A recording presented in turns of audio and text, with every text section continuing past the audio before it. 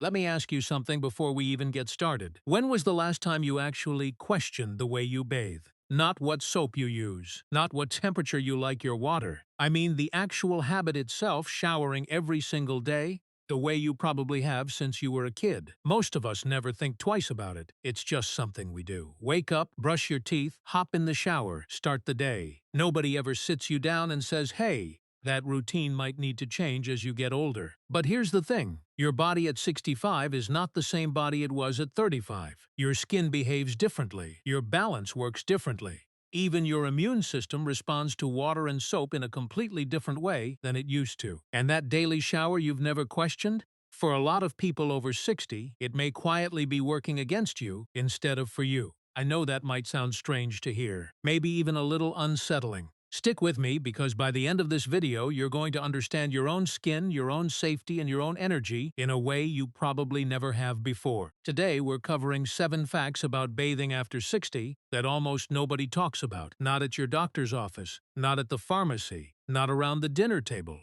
Some of these might genuinely surprise you. One of them, in particular, changes how a lot of people think about their bathroom altogether. So if you've got a few minutes, let's get into it. And before we do, if you're someone who's serious about staying healthy, independent, and active in the years ahead, hit that subscribe button right now and turn on notifications. This is Prime Health Insights, and every single week we bring you real, practical health information made specifically for adults over 60. The kind of information that actually changes how you live your day-to-day life. You won't want to miss what's coming next. Here's fact number 1, and it's the foundation for everything else we're going to talk about today. The skin you have right now is not behaving the same way it did 20 or 30 years ago, even if it looks fairly similar in the mirror. Most people think about aging skin in terms of wrinkles. Wrinkles get all the attention, but the changes that actually matter for your health are happening underneath, where you can't see them. As we get older, the outer layer of skin gets thinner. It's less tightly packed together than it used to be, which means it doesn't hold up to friction and moisture loss the way it once did. At the same time, the glands responsible for producing your skin's natural oil slow way down. That oil isn't just there to keep you from feeling dry, it's doing real protective work. It seals in moisture, and it forms a barrier that keeps bacteria and irritants from getting where they don't belong. By the time most people reach their 60s, they're producing a fraction of the natural oil they had in their 30s and 40s. Now think about what a hot shower does to that thin remaining layer of oil. Heat is very good at dissolving oil. That's basic chemistry. So every time you take a long hot shower, you're not just washing away sweat and dirt, you're stripping away the small reserve of protection your skin has left, and it doesn't bounce back as quickly as it used to. Maybe you've noticed this without realizing what was causing it. An itch on your shins that shows up an hour after you get out of the shower. A tightness on your arms in the winter months. Little cracks near your knuckles that never seem to fully heal. I think of a woman I'll call Carol, 68 years old, who had taken a hot bath every single evening for as long as she could remember. It was her way of winding down. But over time, she started waking up at 2 or 3 in the morning, scratching her legs until they were red. She tried every lotion on the drugstore shelf. Nothing stuck. It wasn't until she talked to her dermatologist that she learned her nightly ritual was likely the culprit. Cutting back to a few baths a week, using lukewarm water instead of hot, and switching to a gentle, fragrance-free cleanser made a noticeable difference within about a month. That's not a coincidence. That's biology. There's actually a deeper system at work here that most people never learn about.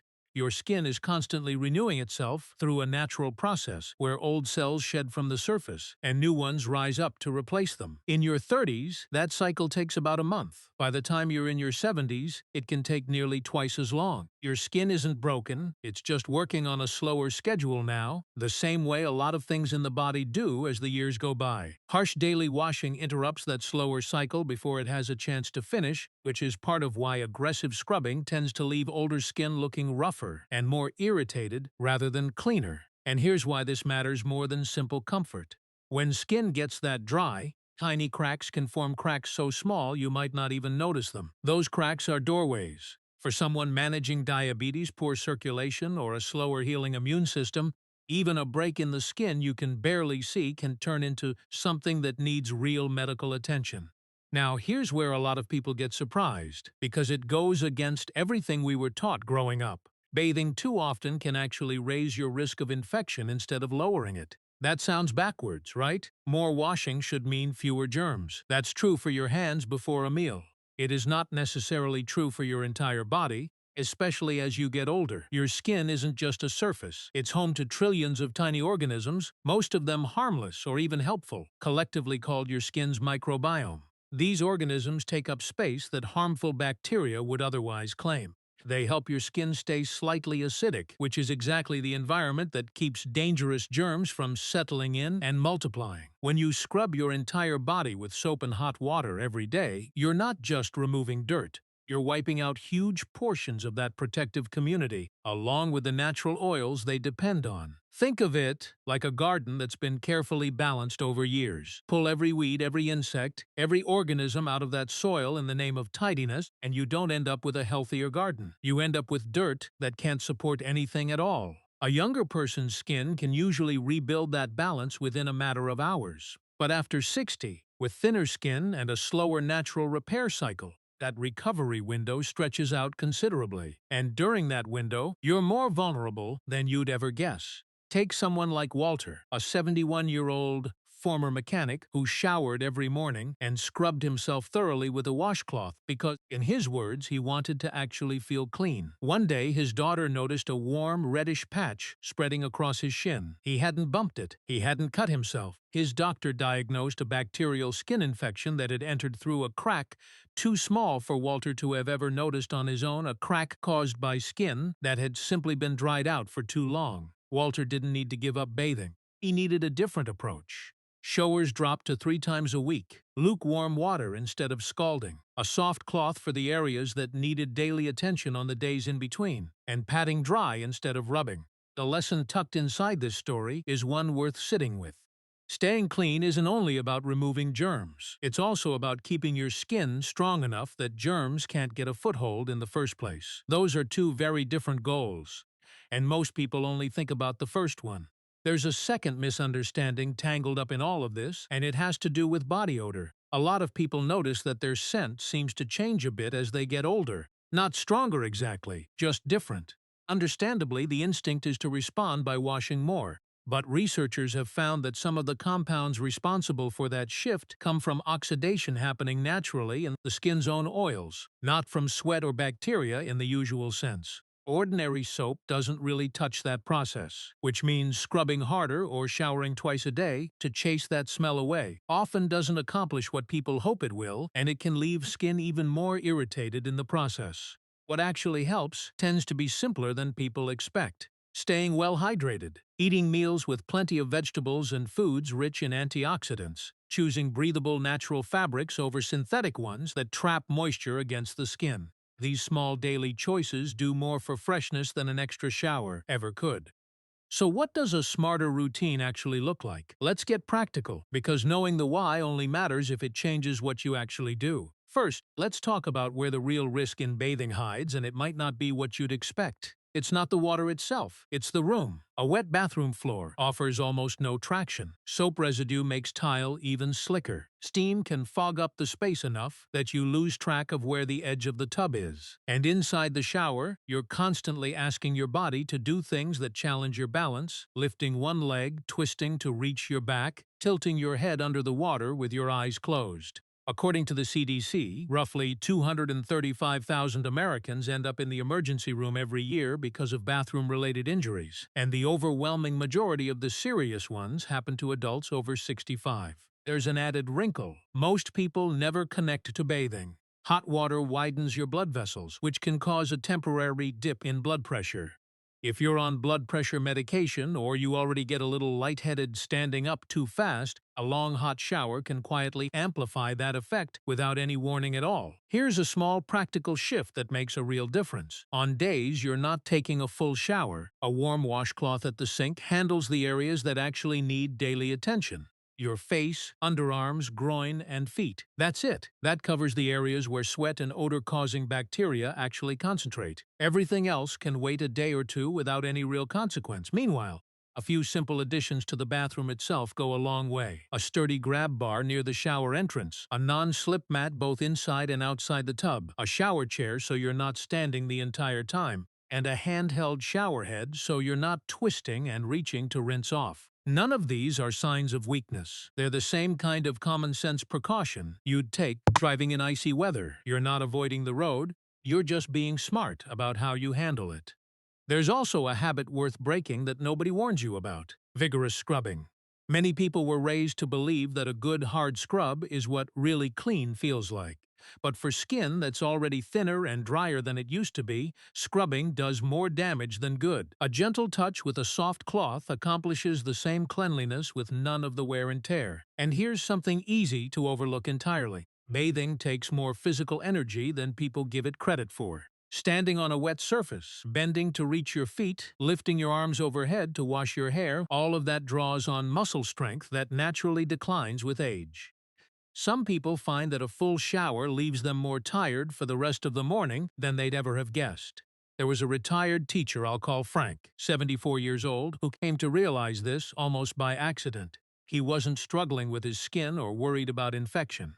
He was just puzzled about why his afternoons felt so unproductive lately, why the short walk his doctor had recommended kept getting skipped, why lunch had turned into something microwaved instead of something cooked. When he started paying closer attention to his own routine, the pattern became obvious. His 20-minute morning shower, done out of pure habit, was quietly using up the energy he needed for everything that came after it. Frank didn't stop bathing. He alternated full showers with washcloth days, added a shower chair, and switched to a handheld shower head so he wasn't bending and twisting to rinse off. Within a couple of weeks, he noticed he had the energy to take his walk again. He told me later that he hadn't realized how much that daily shower was costing him until the day he finally scaled it back. That's the piece so many people miss. Energy after 60 isn't unlimited. Every routine you keep out of pure habit is quietly competing with something else for that same limited supply. Sometimes protecting your independence means being honest about where that energy is actually going.